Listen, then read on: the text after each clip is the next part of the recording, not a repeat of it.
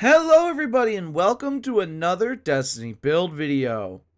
Today is an insane build. I'm talking being able to do level minus 53 power, and I'm not even joking. I went into a 330 activity at 277 power, so 53 power under the recommended, and I only died about maybe twice.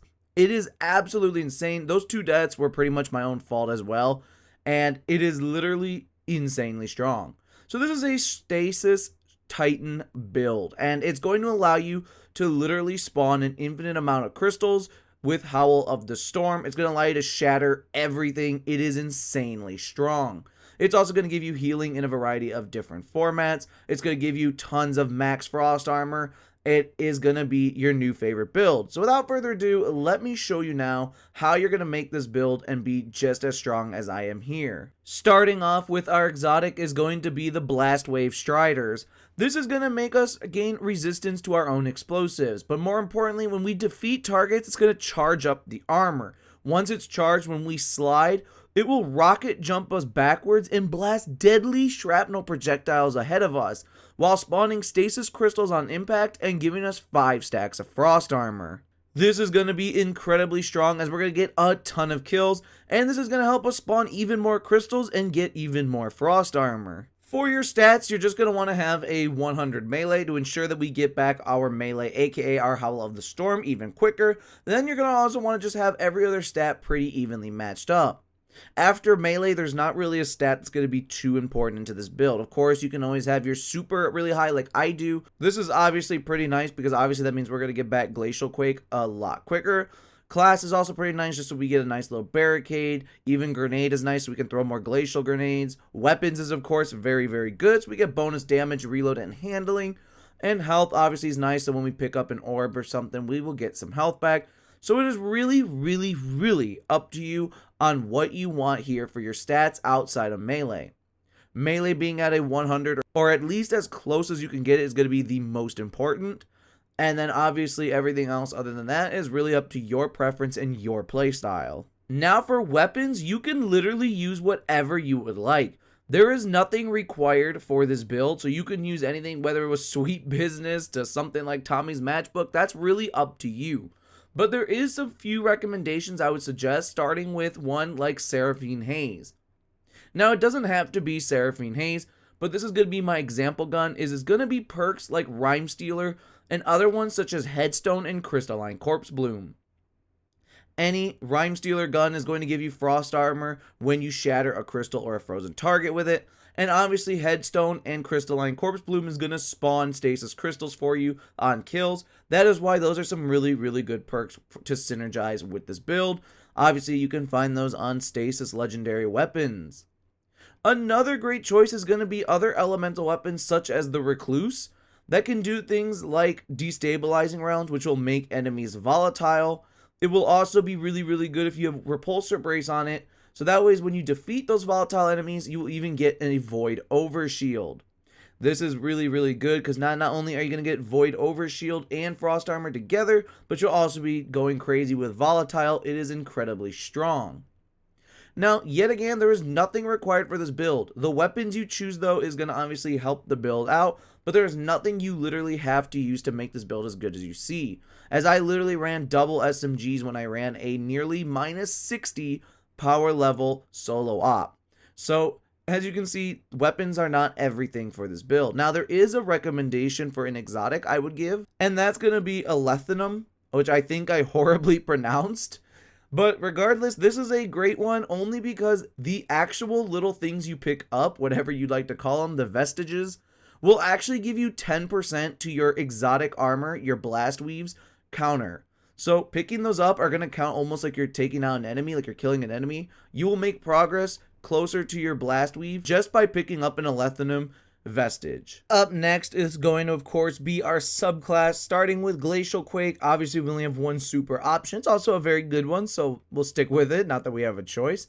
For our class ability, you can go ahead and use whichever one you would like. Same with your movement ability, obviously, whatever jump you're most comfortable with. Same thing for the melee as the super. We only got one choice, but it's a pretty good choice, so we'll stick with it, like yet again, now that we have a choice.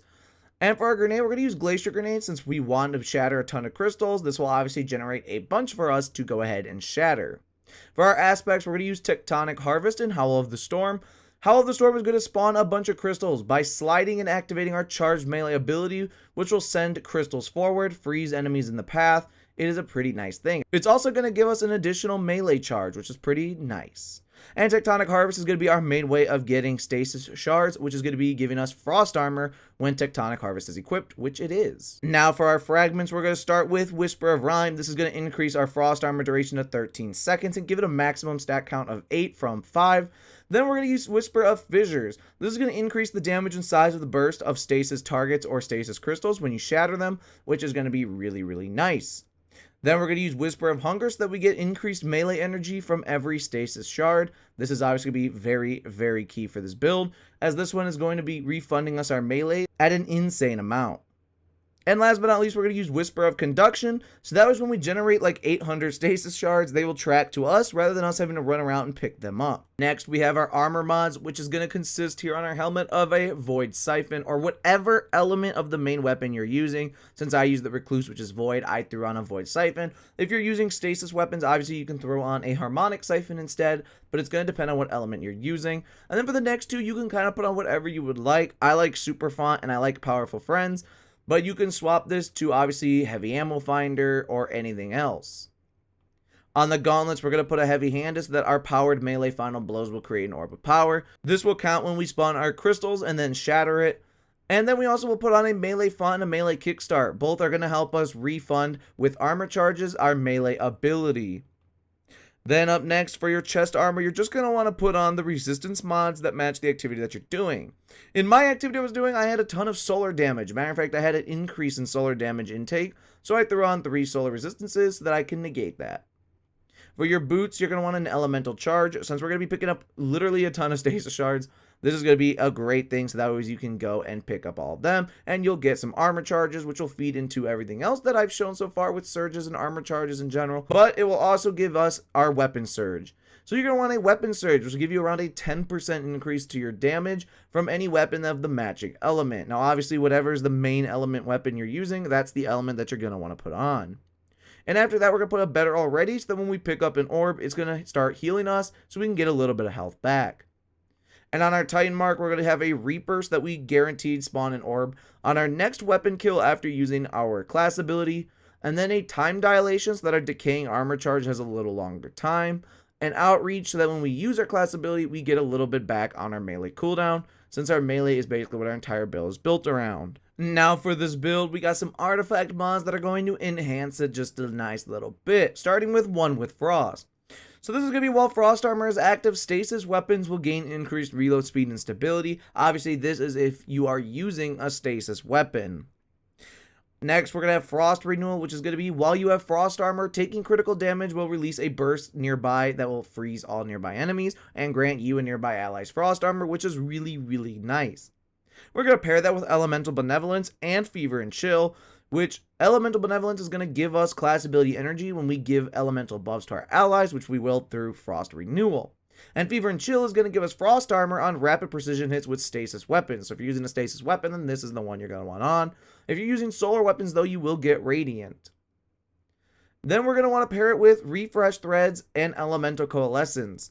Elemental Coalescence is going to spawn an elemental pickup, aka a Stasis shard, when we defeat targets. And Refresh Thread is that when we pick it up, it will give us energy to our least charged ability. So this is going to be really, really nice. So that way we're getting even more energy to our least charged ability than just our melee energy already intrinsically from a Stasis shard. And in the last column, we're going to want Frigid Glare and Shield Crush. Shield Crush is going to make so that while we have Frost Armor, our melee will recharge faster and deal increased damage. This is going to be a very nice thing to have. And technically, if you so happen to be using Fever and Chill with a solar weapon, then while you're Radiant, your grenade will also deal more damage and will also get recharged faster. And last but not least, like I said just a second ago, Frigid Glare. This is going to make us that while we have Frost Armor, any precision final blow with a Stasis weapon is going to cause combatants to release a freezing burst. And so that is going to be how you recreate this build. This build is absolutely insane. You get infinite melees basically.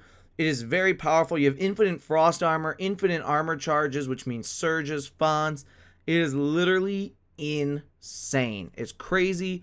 It works so good in higher end content. As you see, I literally am doing a minus 60 power level. Well, a little bit less than 60, about 53, but we'll just round it up 55 then. Minus 55 level content here in a solo op, and going through it with just minimal deaths, which is amazing for, like I said, minus 55 level content is not easy to just go through flawlessly.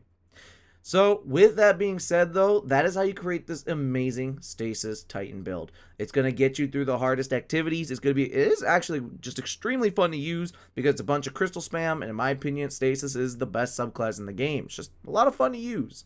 So with all that being said, though, that's going to be the end of this video. Let me know in the comments below what you think about this build, and while you're down there, if you like the video, then why not hit the like button, subscribe, comment, share, all that good jazz, because that tells me that you like these build videos, and obviously I like making them. We have a big catalog too, so why not stick around, join the family, and check out some of the older builds.